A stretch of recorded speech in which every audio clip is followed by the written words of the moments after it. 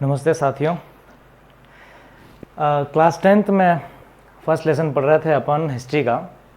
और हिस्ट्री का लेसन पढ़ते पढ़ते हमने देखा था कि किस प्रकार से नेशन को परिभाषित किया जाता है। और उसके बाद अपन ने देखा था कि फ्रेडरिक सोर्यू ने किस प्रकार से अपनी जो संरचनाएं हैं उन्होंने एक कल्पना की थी, और कल्पना में किस प्रकार के जो राष्ट्र के बारे में बताया गया था।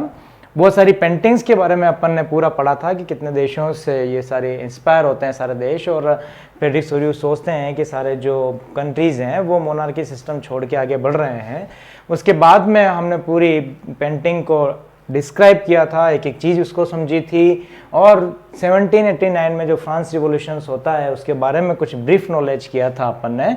और फिर नेपोलियन कोड जो आया था उसके बारे में अपन ने इसमें पढ़ा था, और फ्रेंच रिवॉल्यूशंस में क्या क्या होता है वो सारा इसमें देखा था। इसके साथ में ही हमने हैम्सबर्ग की जो सिचुएशन थी कि making of nationalism in Europe की एक धारणा जो थी उसमें हैम्सबर्ग का एक एग्जांपल लिया था, और वो अपन ने देखा था। इसके साथ में ही हमने देखा था कि किस प्रकार से मिडिल क्लास ग्रो होती है, और ग्रो होने के साथ में मिडिल क्लास का क्या रोल होता है, ये अपन ने पिछली वाली क्लास में देखा था। इसके साथ में कुछ पॉइंट्स के थ्रू मैंने आपको बताया था कि सिर्फ मिडिल क्लास कैसे एक आती है, और कौन से जो फैक्टर्स है वो सारे मिडिल क्लास की ग्रो होने में हेल्प करते हैं, है ना। ये सारे पॉइंट्स अपन ने पढ़ लिए थे। और फिर liberal nationalism stand for liberalisation अपन ने देखा था कि कौन लोग लिबरल होते हैं और लिबरल क्या काम करते हैं, इनकी विचारधाराएं क्या हैं, ये सारा अपन ने देखा था। फिर अपन ने एक जो सिस्टम था वो अपन ने देखा था कि किस प्रकार से जो बैरियर्स हैं अलग अलग कंट्रीज में जो बैरियर्स लगे हुए थे वो सारा अपन ने इसमें देख लिया था। उसके बाद में कंजर्वेटिव्स के बारे में अपन ने अच्छे से पढ़ा था। यहाँ पे एम छपा नहीं है, आप देख लेना है। तो यहाँ पे कंजर्वेटिज्म के बारे में मैंने आपको पूरा बताया था कि कौन कंजर्वेटिज्म होते हैं, इसका अर्थ क्या होता है कंजर्वेटिज्म का, ठीक है ना। ये अपन लास्ट क्लास में देख लिया था। उसके बाद में कंजर्वेटिज्म के बाद में सारे ये पॉइंट्स देखे थे। और अपन ने एक फ्रांस की जो वाटरलू के बैटल के बाद में जब नेपोलियन हार गया था, तो उसके बाद में जो टीटी वियना की जो टीटी हुई थी वो वर्साई की संधि या वियना की टीटी जो हुई थी वो अपन ने इसमें पड़ी थी। और फ्रांस की क्या सिचुएशंस कर थी नॉर्थ पोर्शन में, है ना, ईस्ट पोर्शन में, वेस्ट पोर्शन में, साउथ पोर्शंस में वो वापस पावरफुल ना हो जाए उसके लिए क्या किया जाए, ये सारी क्या उस वर्साई की संधि में वियना की टीटी में वो अपन ने देख लिया था, है ना। हाँ, अब अपन यहाँ से आज की क्लास शुरू करेंगे। द रिवॉल्यूशनरीज, एक क्रांतिकारी जो समय है उसका कैसे शुरुआत होती है और क्रांतिकारी क्या क्या करते हैं, बहुत ही इंटरेस्टिंग है। जर्मनी का एकीकरण पढ़ेंगे अपन, इटली का एकीकरण पढ़ेंगे, साथ में अपन देखेंगे कि किस प्रकार से जो ब्रिटेन की सिचुएशंस है, यूरोप में क्या क्या हुआ था, है ना, बाल्कन देशों के साथ क्या क्या हुआ था, ओटोमन साम्राज्य के साथ क्या हुआ था। छोटे सी वो तो जानकारी है, लेकिन उसके साथ में अपन सारा पढ़ेंगे। द रिवॉल्यूशनरीज पढ़ते हैं, आज क्लास शुरू करते हैं अपन।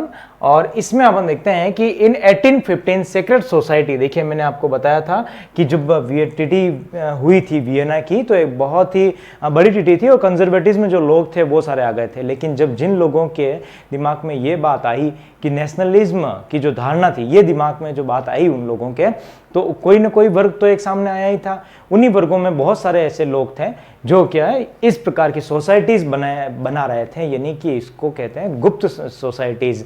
गुप्त सोसाइटी मतलब लोगों को ध्यान नहीं रहे, कंजर्वेटिव लोगों का ध्यान नहीं रहे कि क्या करना है क्या नहीं करना है। और उसके साथ में ही ये डायरेक्ट फाइट करना चाहते थे कंजर्वेटिव लोगों के खिलाफ, और साथ में मोनार्की जो सिस्टम है वो सारा खत्म करना चाहते थे। इन 1815 secret society were formed in many European states, बहुत सारे यूरोपियन स्टेट्स हैं जिसमें सीक्रेट सोसाइटी का प्रारंभ हो गया था। टू ट्रेन रिवॉल्यूशनरीज, इसमें बहुत ही ट्रेन जो व्यक्ति थे, जो क्रांतिकारी थे, वो सारे जुड़े हुए थे। स्प्लिट देयर आइडियाज, और उनके क्या क्या व्यू थे, जैसे भगत सिंह, और अपने इंडिया की बात करें, है ना, सुभाष चंद्र बोस, ये सारे सीक्रेट सोसाइटीज़ के ही सारे लोग थे जो ब्रिटेन के खिलाफ लड़ रहे थे। उसी प्रकार यूरोप के भी जो दोस्त ये हैं, दुश्मन जो हैं, जितने भी एनिमीज हैं, वो सारे क्या कर रहे हैं, लिबरल जो लोग हैं वो सारे क्या है एक सीक्रेट सोसाइटीज बना रहे। Revolutionaries opposed monarchical forms fight to liberal and freedom. अब ये क्या कर रहे हैं, मोनार्की जो सिस्टम है उसके खिलाफ लड़ना चाह रहे हैं, और उसके खिलाफ लड़ने के साथ में क्या चाहते हैं लोग, fight for federal and fight for liberty, यानी कि ये सारे क्या करें, सारे जो लोग हैं ये क्या करें कि जो समाजवाद है उसको बढ़ावा दें और साथ में ही क्या करें, फ्रीडम यानी कि स्वतंत्र हों। द इटालियन रिवॉल्यूशनरी जूसेप मैज़िनी, एक व्यक्ति का नाम आ जाता है यहाँ, एक क्रांतिकारी का नाम आ जाता है जूसेप मैज़िनी। और मैज़िनी क्या हुआ है कि इसका जन्म होता है जेनोवा में 1807 में, और ये फाउंडेड 2 मोर अंडरग्राउंड सोसाइटीज। देखिए इसमें विशेष आपके बुक में बताया गया है 10th क्लास में कि बहुत सारी सोसाइटीज बनी थी, लेकिन एक सोसाइटी बनाई इसने, 2 प्रकार की सोसाइटी बनाई थी जूसेप मैज़िनी ने। और इन्हीं सारी सोसाइटियों के अंदर जो फर्स्ट थी उसमें था यंग इटली नाम से, जो मार्सिले में बनाई थी, और second he found young Europe. 2 तो इसकी 2 आपको याद रखनी है, एक तो हो गई है यंग इटली और एक कौन सी हो गई है, यंग यूरोप। इन बने, अब यंग इटली कहाँ बनाई है तो मार्सिले में बनाई है, और यंग यूरोप कहाँ बने तो बर्ने में बनाई है। Whose member were like minded young man from Poland, France, Italy and the German states. अब इसमें जो व्यक्ति थे वो कौन कौन थे, तो एक पोलैंड के व्यक्ति थे, फ्रांस के व्यक्ति थे, इटली के व्यक्ति थे, और कहाँ के, जर्मन स्टेट के जो सारे लोग थे वो इस सोसाइटी से जुड़े हुए थे। तो इस प्रकार की सोसाइटी क्या हुआ, बनना शुरू हो गई थी। राइट डाउन करें।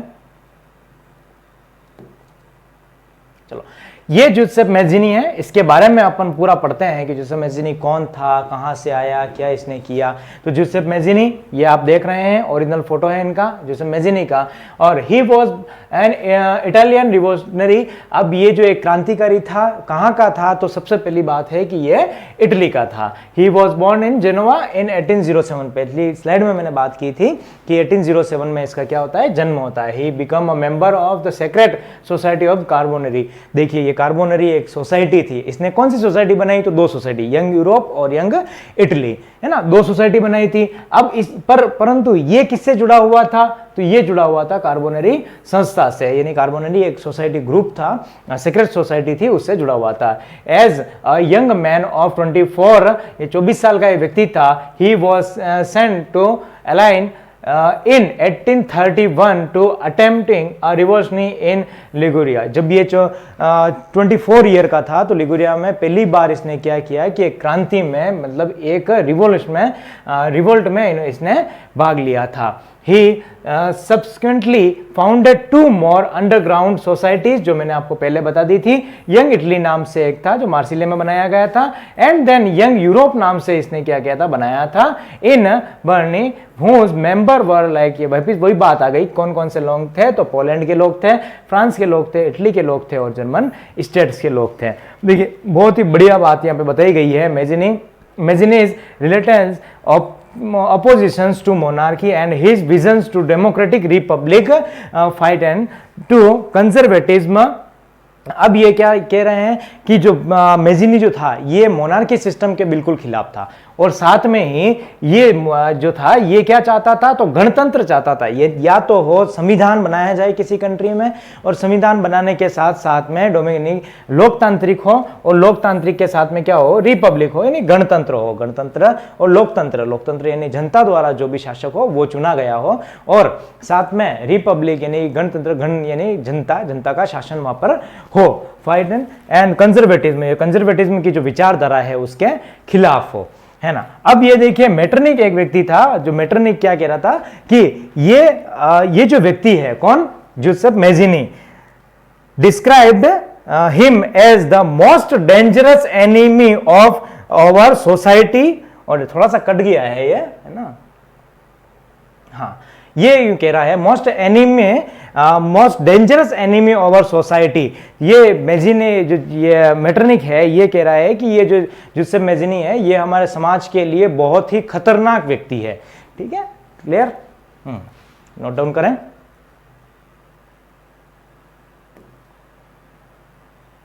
आगे बढ़ते हैं, और आगे बढ़ने के साथ में ही यहाँ पे एक नया पॉइंट आपके आ जाता है, the age of revolutions 1830 to 1848, 1830 से लेकर 1848 तक, यानी कि इन 18 वर्षों में क्या हुआ।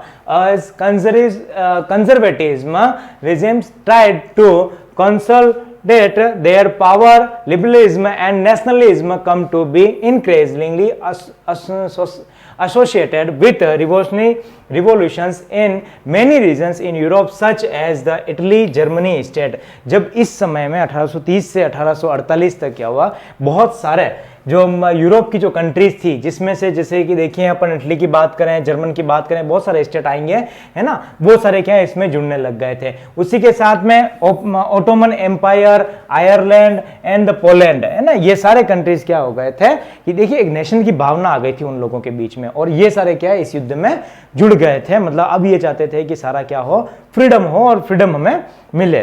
The revolutions were lead by the liberal nationalism belonging to the educated middle class elite. अब देखिए बहुत ही इंपॉर्टेंट बात कि इस जो पूरी प्रक्रिया जो चल रही है उसमें अब मिडिल क्लास जो होगा वो अहम भूमिका निभाएगा। मैंने पहले भी बताया था कि मिडिल क्लास ही है जो क्या कर रहा है कि यहाँ पर आ रहा है और आने के साथ साथ में सारी जो भूमिकाएं हैं वही निभा रहा है।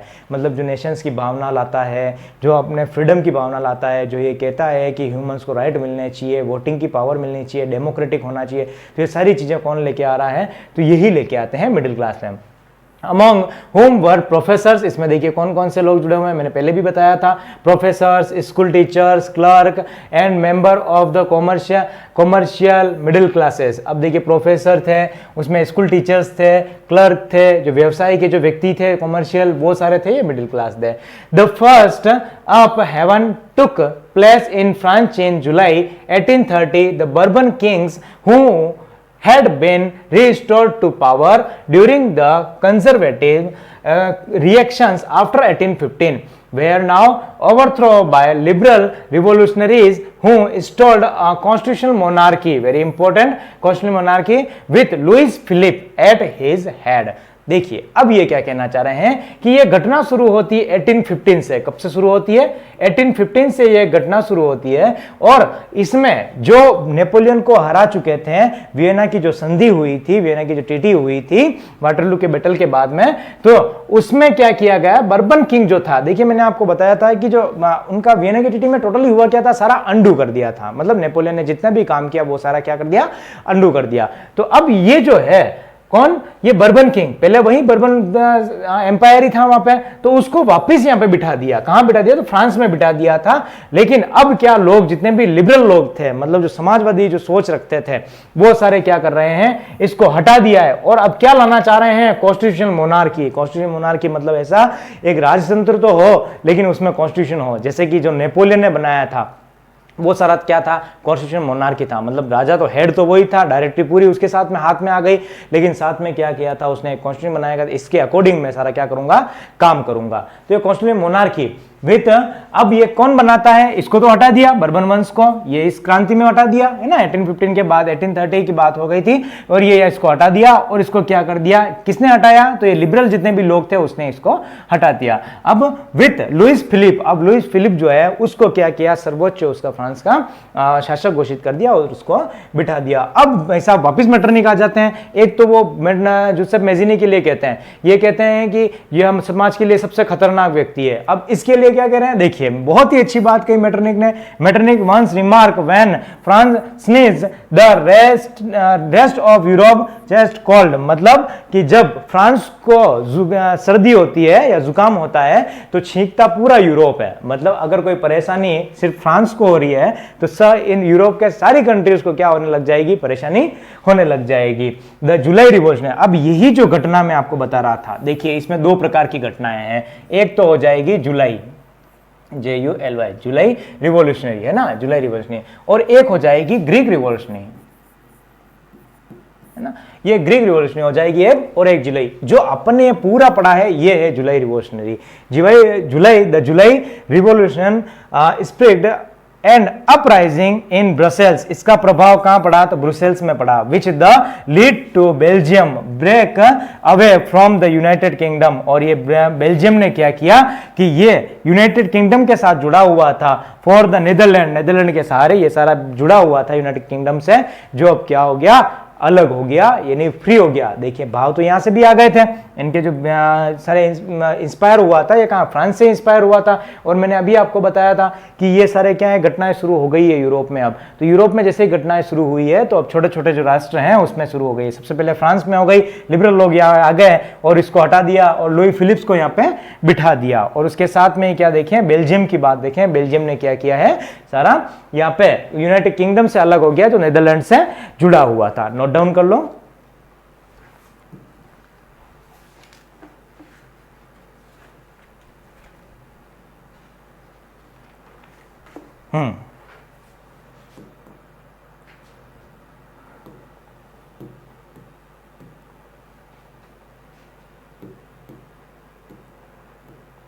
कुछ ज्यादा आगे आ गए। अब इसका रिजल्ट क्या रहा, कुछ स्लाइड्स थोड़ी दिक्कत है, दिक्कत नहीं। रिजल्ट जो अपने पढ़ा था कि ये जुलाई रिवॉल्यूशन होता है और साथ में क्या होता है, कॉन्स्टिट्यूशन मोनार्की आ जाता है। और ये वापस रिपीट की गई है बात, तो आप जैसे पढ़ेंगे समझ में आ जाएगा आपको। जुलाई रिवॉल्यूशन होता है, कॉन्स्टिट्यूशन मोनार्की यहाँ आ जाता है और मोनार्की आने के साथ में कौन बैठ जाता है यहाँ पे, तो लुई फिलिप्स बैठ जाता है। अब यहाँ पे किससे इंस्पायर हुए थे ये सारे लोग, अब किसी ने किसी इंस्पायर हुआ था, तो ये हुआ था ग्रीक रिवॉल्यूशंस थे। द ग्रीक, मैं पढ़ के आपको सुनाता हूँ, ये थोड़ी सी फर्स्ट लाइन कट रही है। The growth of revolutionary nationalism in Europe sprang of the struggle for independence among the Greek, which began in 1821, 1821 की बात है। और यहाँ पे ग्रीक रिवॉल्यूशन होता है। Nationalism in Greek got support from other Greek living in exile and also from many West Europeans who had sympathies from ancient Greek, जो क्या रखते हैं, एशियंट ग्रीक के साथ सिंपैथीज रखते हैं, यानी कि अपनी भावनाएं रखते हैं। पोइट्स एंड आर्टिस्ट, जितने भी जो लोग थे, पोइट्स थे, आर्टिस्ट है, Greek as the cradle and of European civilisations and mobilized public opinion to support its struggle against Muslim empire. जो मुस्लिम एम्पायर के साथ, देखिए टोटल मिला के बात ये थी, मुस्लिम एम्पायर के खिलाफ ग्रीक रिवॉल्यूशन चल रहा था। मुस्लिम लोगों ने क्या कर रखा था, ग्रीक को जो था अपने अंदर मतलब अपने अंदर जो उसको गुलाम बना रखा था। उसके साथ में ग्रीक रिवॉल्यूशन जैसे ही होता है तो ग्रीक में जो लोग रह रहे थे, जैसे कि पोइट वगैरह हो गए, है ना, जो आर्टिस्ट वगैरह जो हो गए, उसमें राष्ट्र की भावना आई, नेशंस की एक भावना आई। और उन लोगों ने क्या किया, क्रांति की, रिवोल्ट की। किसके खिलाफ की, तो मुस्लिम एम्पायर के खिलाफ की। इसका परिणाम क्या हुआ, तो ये परिणाम हुआ तो 1821 की बात है। ग्रीक स्ट्रगल बिल्कुल सफल रहा और उसके साथ में ग्रीक क्या हो गया, भाई इंडिपेंडेंस हो गया। तो ये एक एग्जाम्पल है, ठीक है। मेन अपन को क्या, फ्रांस का अच्छे से याद रखना है। क्लियर, बढ़े आगे। ये आपको जो टेलीग्राम में पीपीटी मिलेगी उसमें बिल्कुल क्लियर मिलेगा। चलो एक नया टॉपिक पढ़ते हैं साथ में ही।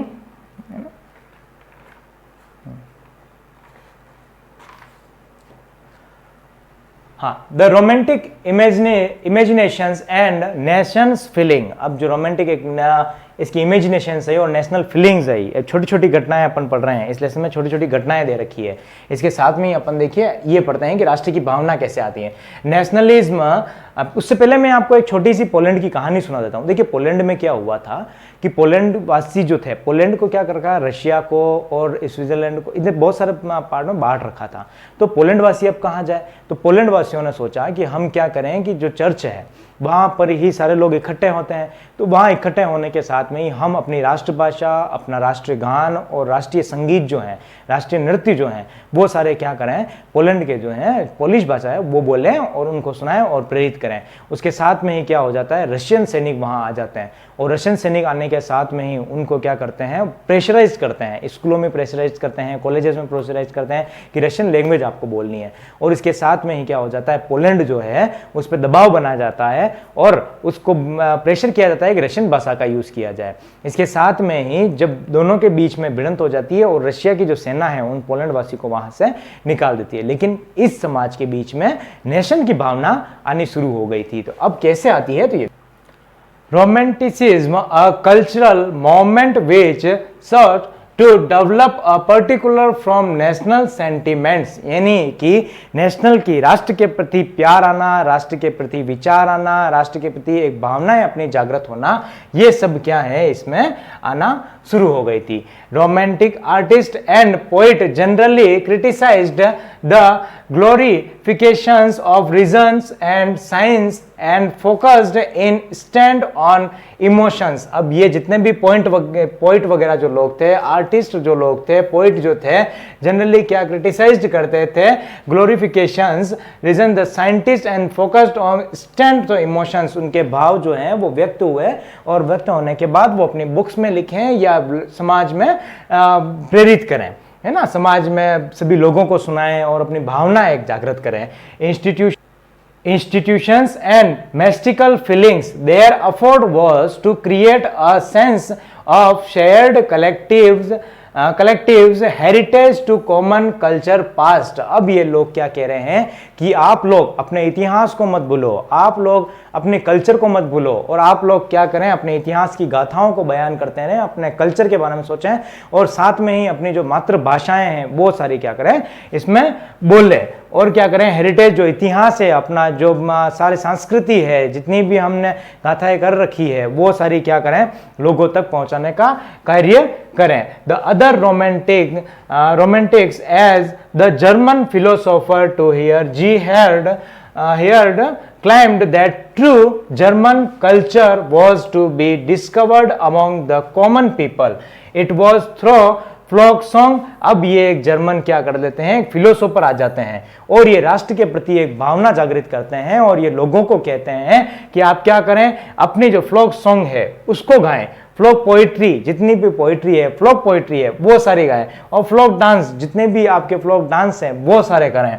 That the true spirit of the nation was popularised, और इससे आपका क्या होगा, नेशन जो होगा वो पॉपुलर होगा। देखिए, हमारी भी कोई संस्कृति होती है, हम भी कोई राष्ट्रीय कार्य करते हैं, या हमारा भी कोई फ्लोक सॉन्ग होता है, फ्लोक डांस होता है, वो हम जब रिप्रेजेंट करते हैं तो ये पता चलता है कि ये व्यक्ति इस जगह का है, और ये क्या बात फेमस होने लगती है। तो ये क्या कह रहे हैं, ये फिलोसोफर जो है जी हेर्डर, तो ये क्या कह रहे हैं, जी हेर्ड, फ्लोक सॉन्ग्स का आप यूज करें, फ्लोक पोएट्री का यूज करें, फ्लोक डांस का यूज करें, और ये सब क्या होगा कि जो आपका नेशन से, जिस नेशन की आप भावना रखते हैं, जो अभी अस्तित्व में नहीं आया है, वो सारा क्या होगा, पॉपुलर होगा, और एक देश से दूसरी जगह तक जाएगा, लोगों के बीच में पता चलेगा कि हाँ ये चीज है। द एम्फेसिस ऑन वर्नाकुलर, अपनी मातृभाषा का क्या करना, यूज करना, vernacular language, and the collections of the local folklore was not just recover an ancient nation spirit but also to carry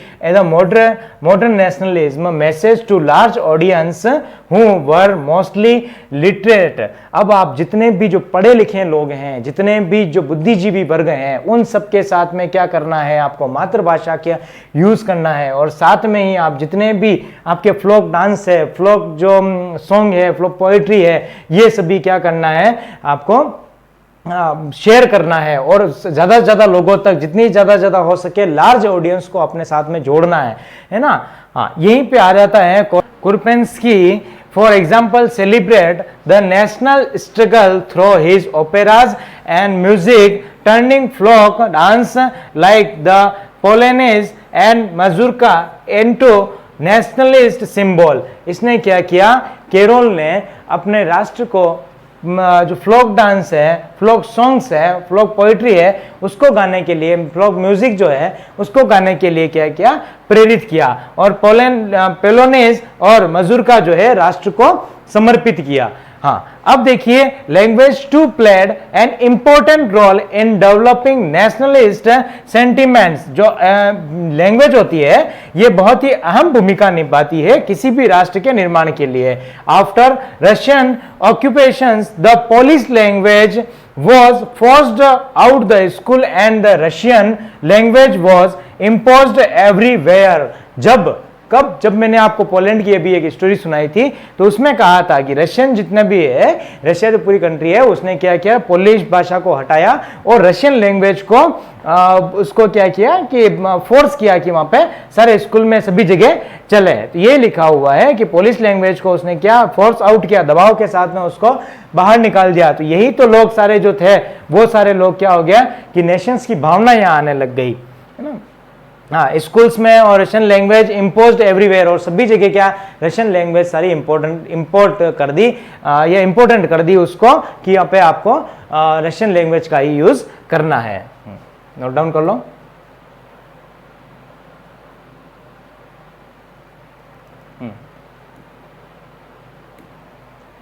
next topic, hunger, hardship and popular revolt. कैसे भूख बढ़ी और भूख के साथ में ही कैसे एक रिवोल्ट हुआ था और उसमें लोगों की क्या भूमिका थी। देखिए, जब अभी तक अपन ने जहां तक पढ़ा है, तो अभी सिर्फ हमने ये जाना है कि यूरोप लगातार युद्धों में झोंका गया है और लगातार उसमें युद्ध हो रहे हैं। लेकिन यूरोप में युद्ध होने के साथ साथ में ही क्या हो गया, आर्थिक मंदी भी आने लग गई। अब आर्थिक मंदी आई तो वहां भूखमरी भी बढ़ने लग गई थी। तो युद्ध के लिए क्या अधिक से अधिक पैसा चाहिए होता है और साथ में ही चाहिए होता है कि वो ज्यादा से ज्यादा लोगों का क्या करें, यूज करें।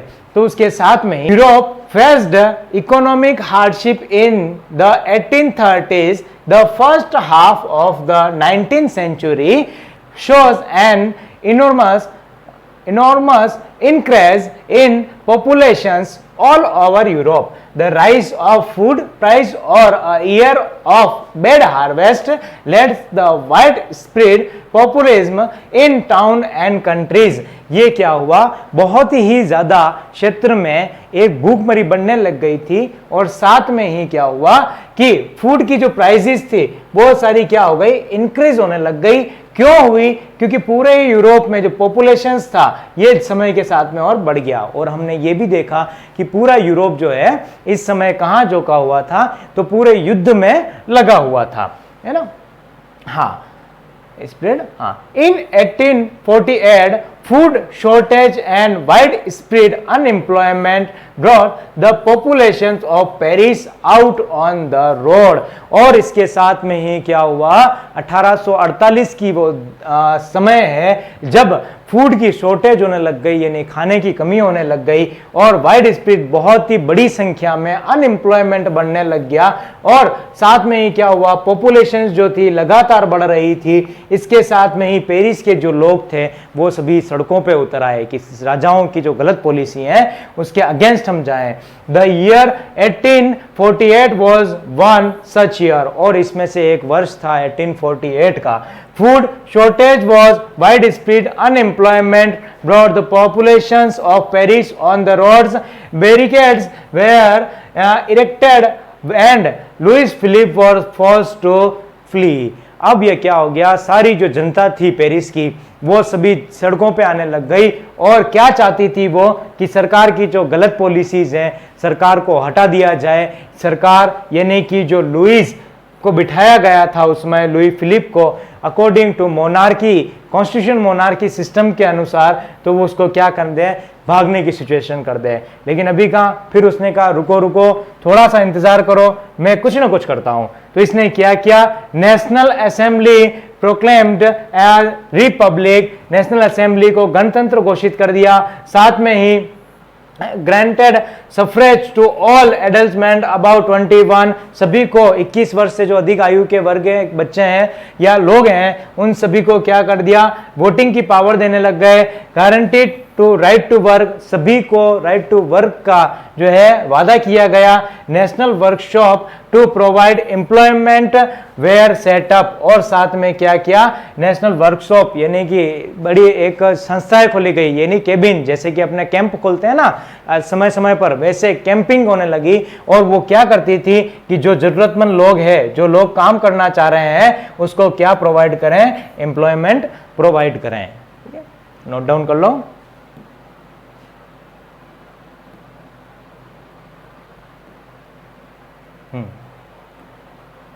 चलिए, ये हमने देख लिया था कैसे जो यूरोप में है वो भूखमरी आ जाती है, और हमने देख लिया था कि जो भाव है राष्ट्र के प्रति, जो भाव है उसमें छोटी सी घटना अपन ने पढ़ी थी।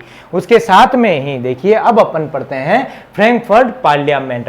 देखिए एक और मैं आपको एग्जांपल बताऊं तो उसमें यह था कि जो लेबर क्लास थी, लेबर क्लास कहां की लेबर क्लास, तो लेबर क्लास थी सिसिलिया की, है नहीं, वो बात है अपने 1845 की। अब सिसिलिया में क्या होती है, छोटी सी घटना है, ठीक है, ध्यान रखो तो भी ठीक है, नहीं रखो तो भी चलेगा। अब सिसिलिया में क्या था, एक लेबर थी, लेबर सारे कारखाने से बाहर आ गई और कॉन्ट्रैक्टर के थ्रू वो सभी झगड़ा करने लगे, जैसे लुई फिलिप्स के साथ करने लगे ना, उसी तरह कॉन्ट्रैक्ट के भी साथ में करने लगे, क्योंकि महंगाई बहुत ज़्यादा बढ़ गई थी। अब वो जो कॉन्ट्रैक्टर था वो क्या चला गया, जो सेना थी उसके साथ चला गया, और सेना ने क्या किया, उसको प्रोटेक्ट कर दिया, और प्रोटेक्ट करने के साथ में जितनी भी लेबर थी सिसिली की उसके साथ फाइटिंग हो गई, और फाइटिंग हो गई तो लेबर जो थे 11 लेबर जो थी उसकी डेथ हो गई। मैंने इसमें जरूरी नहीं समझा इसमें लिखना, छोटी सी घटना है, क्योंकि अपन ने पहले ही छोटी छोटी घटनाएं पढ़ी रहे हैं, है ना। मेन जो अपनी बात आती है फ्रैंकफर्ट जो पार्लियामेंट है ना, ये बहुत ही महत्वपूर्ण है, इसको अच्छे से समझेंगे फ्रैंकफर्ट क्या होता है। देखिए ये कहाँ से बात शुरू होती है, तो बात शुरू फिर मैं वही कहता हूँ कि फ्रांस से ही होती है, और फ्रांस ने क्या किया है कि नेशनलिज्म का जो भाव है वो सभी के अंदर लेके आ गए हैं। अब फ्रैंकफर्ट में क्या हुआ, फ्रैंकफर्ट में एक संसद बुलाई गई थी, पहले मैं आपको समझा देता हूँ। फ्रैंकफर्ट में एक संसद बुलाई गई थी, वहां पे सभी लोग इकट्ठा हुए, इकट्ठा मिडिल क्लास के अधिक लोग थे, है ना, सभी लोग थे, हर प्रकार के थे, मिडिल के भी थे, लो के भी थे। अब ये सारे क्या हो गए कि यहाँ पे फ्रैंकफर्ट में इकट्ठा होने लग गए, और यहाँ पे फ्रैंकफर्ट में जैसे इकट्ठा हुए तो यहाँ पे एक चर्च है, सेंट पॉल की जो चर्च है, उसमें चर्च ऑफ सेंट पॉल, यहाँ पे इकट्ठा होते हैं, और यहाँ पे इकट्ठा होने के साथ में ही सब डिस्कस करते हैं कि ये जो मोनार्की सिस्टम है इसको छोड़ा जाए, और ये मोनार्की सिस्टम के साथ साथ में हम क्या लेके आ जाए, अपने ये कॉन्स्टिट्यूशन मोनार्की लेके आ जाए। तो कॉन्स्टिट्यूशन मोनार्की लेके आ जाए, तो अब इसको बोला कि चलो लोग बाग के सारे असेंबली में हो गए, हम बुलाएंगे किसको, तो हम बुलाएंगे किसको, फ्रेडरिक विलियम फोर्थ को। अब ये कौन है, तो किंग है पर्शिया का जो है किंग है फ्रेडरिक विलियम फोर्थ। अब इसको बुलाया जाएगा, और ये हमने साथ में किंग रहेगा, और जो जितने भी पार्लियामेंट जो डिसाइड करेगा, आज जो भारत में राष्ट्रपति की सिचुएशन है बस वैसे ही समझ लें आप, है ना। तो ये सारे क्या है, फ्रेडरिक विलियम को बुलाते हैं, और बुलाने के साथ में कहते हैं कि भाई तू एक काम कर, ये कॉन्स्टिट्यूशन मोनार्की है, इसको एक्सेप्ट कर ले। तो फ्रेडरिक विलियम ऐसे कैसे कर ले, मैं राजा हूँ, सब डिसीजन मेरे चलेंगे, भाई यहाँ से ऑर्डर हो जाता है कैंसिल, कि मैं मेरे नहीं बनूंगा, तुम जानो, तुम्हारा काम जाना है।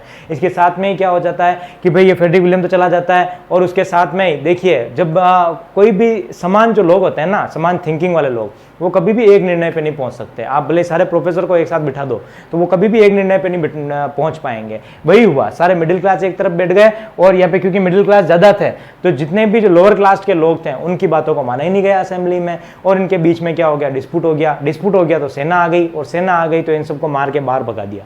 कुल मिला के ये सारी फ्रैंकफर्ट की संसद थी। अब अपन एक एक पॉइंट इसमें से समझ लेते हैं, ठीक है।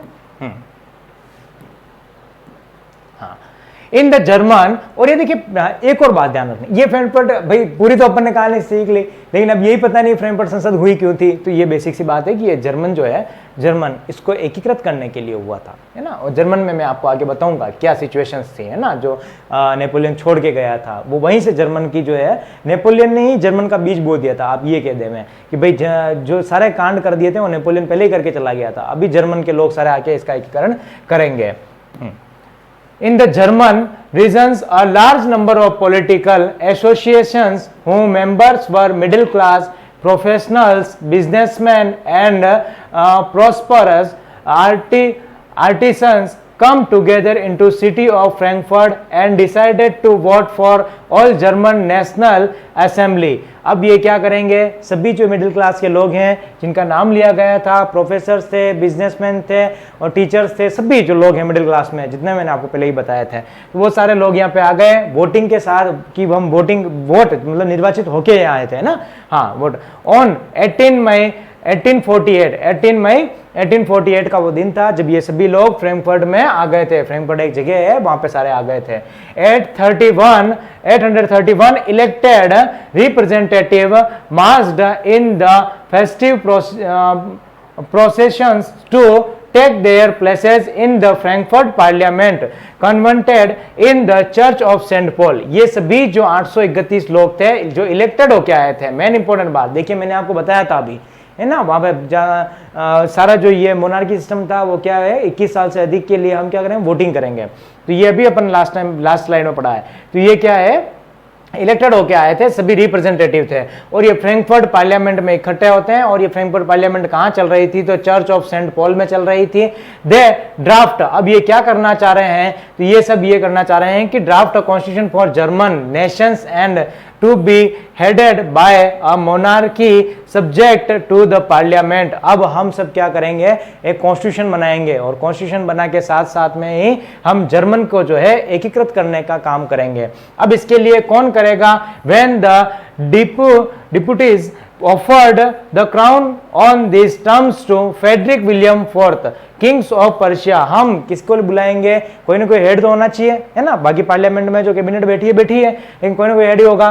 तो हम क्या करेंगे, फ्रेडरिक विलियम फोर्थ को हम वहां पे बुलाएंगे और उसको बुलाया गया, लेकिन he reject it and join other monarchial to oppose the elected assembly. ये कह रहे हैं कि भाई मैं ऐसे लोगों के पास में क्यों जाऊं जो पहले से क्या है, चूज करके यहाँ पे आए हैं, इलेक्ट होके यहाँ पे आए हैं, मैं उनकी बात क्यों मानूं। मैं पहले से एक राजा हूं, तो मैं राजा कोई किसी की बात थोड़ी ना मानता है ना, राजा की बात सभी लोग मानते हैं। तो ये सारे क्या है, फ्रैंकफर्ट में फ्रेडरिक विलियम जो था उसने बिल्कुल मना कर दिया। तो इनकी जो ये सारा प्रोसेसिंग था ये सारा यहाँ पे कैंसिल हो जाता है। While the oppositions of the aristocracy and military become stronger, the social basis of parliament eroded. The parliament was dominated by the middle class who were resisted the demands of worker and artisans and consequently lost their support. ये देखिए, अब जैसे ही क्या हुआ, जैसे ही ये यहाँ से चला गया, तो मैंने आपको बताया था कि मिडिल क्लास के जो लोग हैं वो क्या है ज़्यादा, और लेबर क्लास के यानी जो लेवल के हैं उनका है कम। अब ये कम है तो ये वर्कर्स की और ये आर्टिसंस की जितनी भी डिमांड थी वो सारी क्या हो गई, खत्म हो गई, यानी खर्च हो गई, कुछ मतलब की नहीं रही। फिर इन दोनों में क्या हो जाता है, आपसी झगड़ा हो जाता है, और झगड़ा होने के साथ में क्या हो जाता है, वहां आ जाता है आर्मी आ जाती है, और आर्मी आने के साथ में उसको क्या होती है, वहां से फोर्सली भगा देती है, और ये जो असेंबली होती है ये सारी टूट जाती है। In the end troops were called in and the assembly was forced to be disband, यानी कि ये सारी जो असेंबली है ये यहीं पर खत्म हो जाती है, कोई इसका अर्थ नहीं रहता है। लेकिन इसमें एक सीखने लायक बात यह है कि लोगों के दिमाग में ये बात आई कि जर्मन एक राष्ट्र होना चाहिए, और जर्मन राष्ट्र होने के साथ में ही जर्मन को क्या करें, राष्ट्र का दर्जा दिया जाए, उसके लिए कॉन्स्टिट्यूशन मोनार्की होना चाहिए, और मोनार्की होने के साथ साथ में जर्मन की एक नेशंस की भावना आ गई। अब जर्मन में बहुत सारी दिक्कतें थी, आगे पढ़ेंगे अपन एक एक कि क्या क्या दिक्कतें थी और कैसे कैसे सॉल्यूशंस हुआ। चलो, अब ये तो अपन ने देख लिया कि किसी न किसी को आगे आना ही था। अब ये सारे लोग थे, लोगों के साथ में किसी न किसी को तो आना ही था भाई। हाँ, नोट कर ले। मैं अब पढ़ते हैं अपन जर्मन की स्टोरी, बहुत ही शानदार स्टोरी है। जर्मन की इटली की दोनों की लगभग सेम स्टोरी है, और दोनों की पढ़ लेते हैं अपन। अब ये क्या कहना चाह रहे हैं, the making of German and Italy, German और राष्ट्र का कैसे मेकिंग हुई, कैसे एकीकरण हुआ वो देखते हैं। फर्स्ट देखते हैं अपन जर्मन का।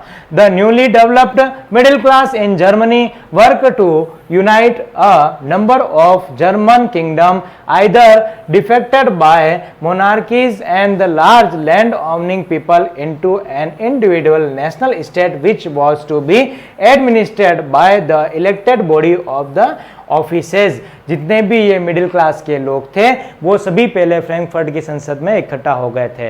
अब जो दूसरे जो लोग हैं, जो land owning, large land owning के जितने भी लोग हैं, उन्होंने प्रयास किया कि हम क्या करें, हम आगे आते हैं इस बार। अब वो भी तो एक, अब ये बनते कौन है, यही तो मैंने आपको बताई थी भाई। मिडिल क्लास में क्या सिखाया था मैंने आपको कि जो लोग हैं पैसे सेविंग करेंगे वही तो धीरे धीरे आगे बढ़ेंगे, है ना। तो यही देखिए, ये मिडिल क्लास वाले ही लोग हैं जो लार्ज लैंड ओनरशिप है, इसमें वो पहले वाले ऊपर वाले तबके के लोग और नीचे वाले तबके दोनों लोग यहाँ पे आ जाते हैं। मतलब मिडिल क्लास के भी जुड़े हुए हैं, और ऊपर जो अमीर लोग हैं, रिच पर्सन है, वो भी यहाँ पे जुड़ जाते हैं। और ये क्या कहते हैं कि हम क्या करेंगे, एक नेशन स्टेट बनाएंगे। किसको बनाएंगे, जर्मनी को बनाएंगे। कैसे बनाएंगे, एडमिनिस्ट्रेशन को सुधार करके बनाएंगे। और कैसे बनाएंगे, इलेक्टेड बॉडी बना के बनाएंगे। The leadership of United the German state was taken by Persia.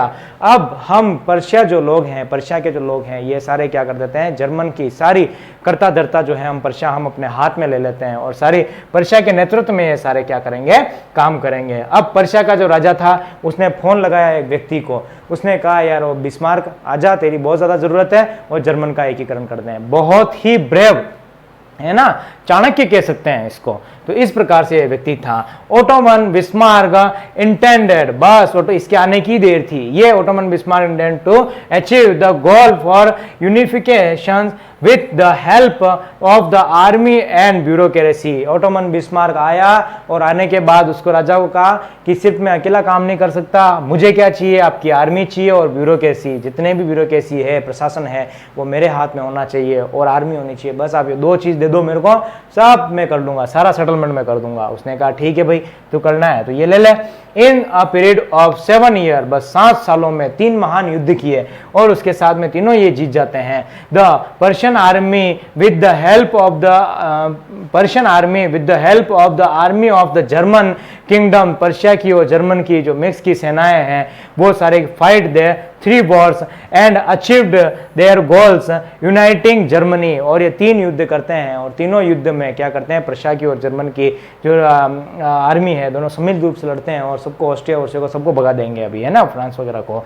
In year 1871 the unification of Germany got completed. 1871 की बात है और ये क्या कर जाते हैं, जर्मन जो एकीकरण है वो कंप्लीट हो जाता है। एंड विलियम फर्स्ट, बहुत खुशी होती है इस व्यक्ति को कि ये क्या कर लिया है, राजा बन गया है। William first become the emperor of the German. तो इस प्रकार की जर्मन की स्टोरी थी। थोड़ा और है इसमें, एक तो बिस्मार्क की अपन ने स्टोरी देख ली थी कि बिस्मार्क की आ गया था और इसमें आर्मी और ब्यूरोक्रेसी की हेल्प से इसने क्या कर लिया, सारे ये 7 सालों में इसने 3 युद्ध, बड़े बड़े 3 युद्ध किए और इसके साथ में ही जर्मन का है एकीकरण पूरा करता है। नोट कर लो, अगली वाली स्लाइड पे चलते हैं।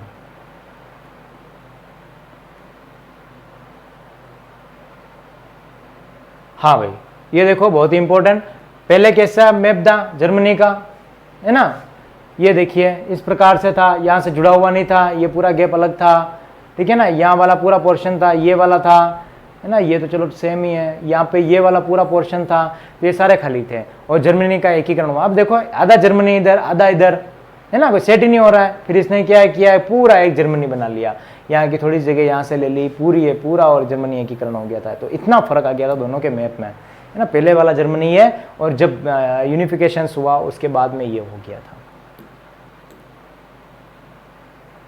हाँ, अब कुछ मेन पॉइंट्स इसके अपन ऐड कर देते हैं कि जर्मनी अपने, तो ये सिर्फ ब्रीफ में अपन ने एक नॉलेज ले लिया था कि जर्मनी का एकीकरण ऐसे हुआ था। अब इसका देखिए जर्मनी एकीकरण अपन पढ़ते हैं।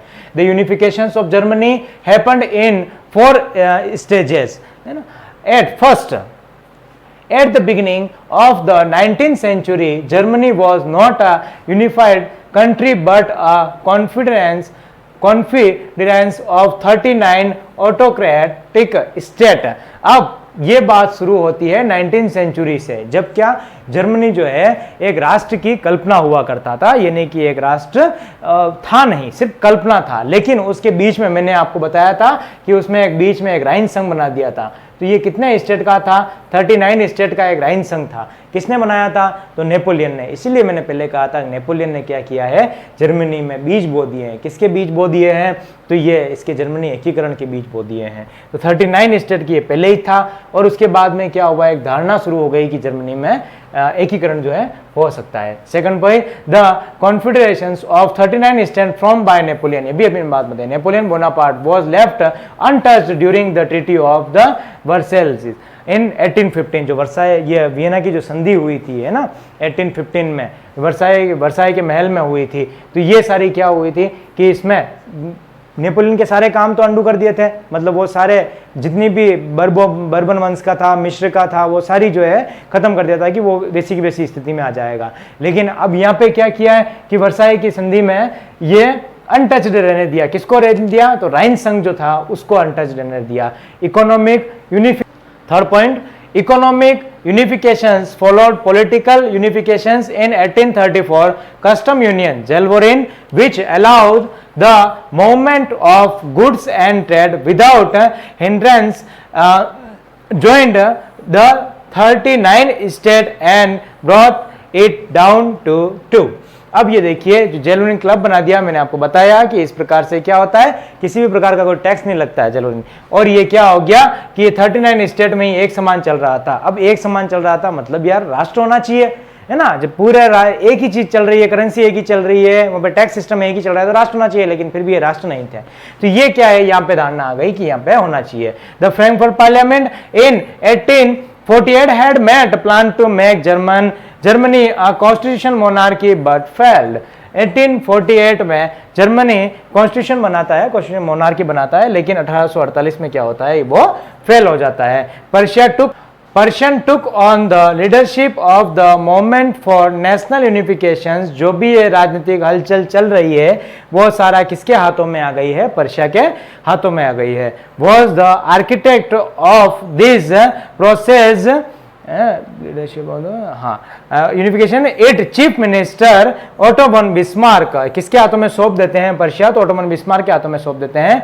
Was the architect of this process carried out with the help of the Persian army and monarchy, है ना, ये दोनों है, मोनार्की भी है और इसके साथ में आर्मी भी है। तो ओटोमन बिस्मार्क में दोनों की सहायता से क्या कर दिया है कि ये जर्मनी का जो है वो एकीकरण कर लिया है। ठीक है, तो ये अपन ने फर्स्ट पॉइंट में अपन ने देखा था कि किस प्रकार से 19th सेंचुरी में 39 का राइन संघ बनता है।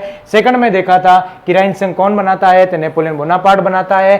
किसके अनुसार बोनापार्ट के जो बनाया था उसने वर्साई की जो संधि हुई थी, वियना की जो संधि हुई थी, उसमें ये अनटच्ड रहती है। इकोनॉमिक्स और जेलवरिन जो क्लब बनता है उसमें किसी भी प्रकार के टैक्सेशन वगैरह फिक्स कर रखे थे, लेकिन ये 39 जो थे उस समय एक राष्ट्र की कल्पना नहीं थी। और फ्रैंकफर्ट में जो पार्लियामेंट हुई थी उसमें वो पार्लियामेंट क्या हो जाती है, चेंज हो जाती है, ये नहीं कि वो फेल्ड हो जाती है और उनके दिमाग में, माइंड में ये सब चीजें चेंज हो जाती है। फिर पर्शिया फिर आता है और ये सभी अपने हाथ में ले लेता है और हाथ में लेने के साथ में बिस्मार्क को वहां पे सेलेक्ट कर लेता है और बिस्मार्क क्या करता है, पर्शियन आर्मी और उसके साथ में ब्यूरोक्रेसी जो है उसकी मदद से जो जर्मनी है उसको स्वतंत्र कराता है। अब स्वतंत्र कैसे कराता है, चलो ये देख लेते हैं, है ना। अब देखिए, Bismarck followed the policy of blood and iron. तो कौन, रक्त और लोह और रक्त की नीति। लोह यानी तलवार, तलवार निकालो गर्दन काटो खून निकल गया, तो इसका मतलब क्या हो गया, ब्लड एंड आयरन, जो रक्त और लोह की नीति है वो बस बिस्मार्क उस पॉलिसी पर चलता है। और German unifications 3 wars were fight over 7 years with Denmark, Austria and France, Denmark और ऑस्ट्रिया, इन तीनों के साथ में वो 7 सालों में 3 युद्ध करता है। और युद्ध करने के साथ resulted the Persia victory which help unify German politically. अब ये क्या करता है, तीनों युद्धों के बाद में ये जो बिस्मार्क है वो तीनों युद्ध जीत जाता है, यानी कि पर्शिया जो है, जर्मन जो है वो युद्ध जीत जाते हैं। तीनों युद्ध कौन से हैं, तो ये देखिए, अब युद्ध किसके किसके बीच में होते हैं, तो पहला डेनमार्क, ऑस्ट्रिया और फ्रांस, इनके सब के बीच में होते हैं। 3 wars over 7 years with Austria, Denmark, France ended in Persia victory and the complete the process of unifications। मतलब जैसे ये जीत जाता है और क्या हो जाता है कि ये पर्शिया, मतलब इन राष्ट्रों ने दूसरे देशों पे अधिकार कर रखा था, है ना, ये बहुत बड़ा है, अपन सिर्फ जितना दे रखा उतना पढ़ते हैं। अब फर्स्ट बैटल कौन सा होता है, तो बैटल ऑफ डेनमार्क 1864, ठीक है। बैटल ऑफ सेडोवा, तो सेडोवा का जो बैटल होता है 1866।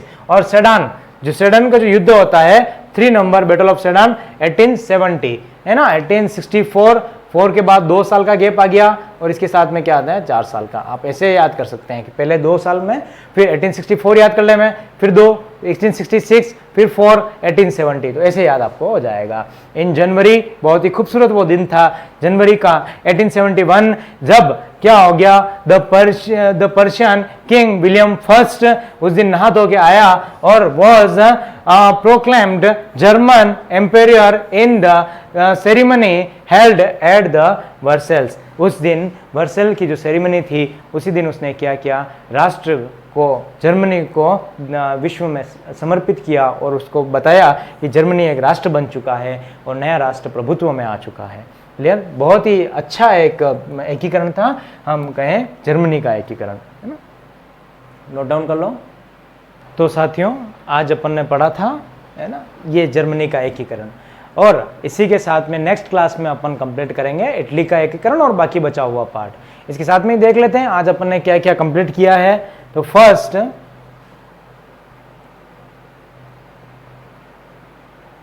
हमने शुरुआत की थी यहाँ से, द रिवॉल्यूशन से, है ना, द रिवॉल्यूशनरी, कैसे रिवॉल्यूशन शुरू होते हैं और क्या क्या होता है। उसके साथ में हमने कुछ सीक्रेट्स ग्रुप देखे, और ग्रुप में देखा था कि एक जोसेफ मैजिनी है जो ये कार्बोनरी संस्था से आता है, और एज ऑफ रिवॉल्यूशनरी 1830 से 1848 के बीच में जुलाई रिवॉल्यूशनरी, और जुलाई रिवॉल्यूशनरी के साथ में हमने देखा था ग्रीक रिवॉल्यूशनरी, है ना, ये इंस्पायर था इससे, ग्रीक रिवॉल्यूशन से। उसके साथ में ही हमें romantic imagination of national feeling, कैसे राष्ट्र की जो फीलिंग आती है, कैसे राष्ट्र के बारे में भावना आती है, वो सारी अपन ने इसमें देखी थी। फिर अपन देखा था कि किस प्रकार से यूरोप में, है ना, पॉपुलेशंस बढ़ने के साथ में ही महंगाई बढ़ जाती है, महंगाई बढ़ने के साथ में ही सारी जो क्राइसिस आ जाता है, वो सारा अपन ने देखा था, फूड क्राइसिस देखा था, और उसके सुझाव के लिए क्या क्या इन्होंने, जो फिलिप था, लुई फिलिप था, उसने उपाय किए थे, 3 प्रकार के अपन ने देखे थे, है ना। चलो, उसके बाद में अपन ने फ्रैंकफर्ट पार्लियामेंट पूरी देख ली, बहुत ही इंपॉर्टेंट है फ्रैंकफर्ट पार्लियामेंट, ये अपन ने पूरी पढ़ ली थी। क्यों हुई थी? तो जर्मन कॉन्स्टिट्यूशन, जर्मन को एक नेशंस बनाने के लिए हुई थी, और कॉन्स्टिट्यूशन जर्मन का बनाने के लिए कहाँ हुई थी? तो चर्च ऑफ सेंट पॉल में हुई थी। ये सारी अपन ने देख ली थी। और किसने मना कर दिया था? तो फ्रेडरिक विलियम चतुर्थ ने जो है मना कर दिया था कि वो नहीं आ रहा। फिर अपन आ गए थे जर्मन रिवॉल्यूशन पे, जर्मन जो यूनिफिकेशन हुआ था उस पर आ गए थे, और इसमें देखा था अपन ने कि कैसे जर्मनी की जो सिचुएशन थी, पहले क्या सिचुएशन थी, उसके बाद में क्या सिचुएशन थी, वो सारा अपन ने देखा। उसके बाद एक एक पॉइंट के माध्यम से हमने समझा कि किस प्रकार से जर्मनी की फेलियर था, और फेलियर के साथ में जर्मनी ने क्या क्या चेंज किया। ऑटोमन बिस्मार्क आ गया था, और बिस्मार्क ने सारी किस प्रकार की चेंजेस किए, और चेंजेस करने के साथ में ही 3 प्रमुख जो बैटल थे वो सारे यहाँ से इसने फाइट किए थे, है ना, ये तीनों फाइट किए थे, और तीनों में क्या हो गया था? जर्मनी और रशिया, है ना, विन हो गया था, यानी जीत गया था। ये दोनों जीत गए थे, और उसने जर्मनी का एकीकरण कर लिया था। और एक खूबसूरत दिन आया था जनवरी का 1871 में, जब जर्मनी क्या कर रहा था? अपना एंजॉयमेंट कर रहा था, और वो दिन से सेलिब्रेट कर रहा था। क्लियर? इसके आगे जो इटली का रिवॉल्यूशन है, इटली का जो अपन देखेंगे, यूनिफिकेशंस देखेंगे, वो नेक्स्ट क्लास में देखेंगे। तब तक आप रिकॉल करिए, पाठ को एनसीईआरटी से भी पढ़ते रहिए, और अगर आपको अच्छा लगा है तो अपने दोस्तों के साथ ज़रूर शेयर करिए। पीडीएफ आपको मैंने पहले ही बता चुका था कि पूरी लेसन होने के बाद में आपको टेलीग्राम पे मिल जाएगी, और साथ में ही इंस्टाग्राम पे आपको जो कुछ इन्फॉर्मेशन है वो भी सारी मिल जाएगी। बहुत बहुत धन्यवाद दोस्तों, अच्छे रहिए, पढ़ते रहिए, स्वस्थ रहिए।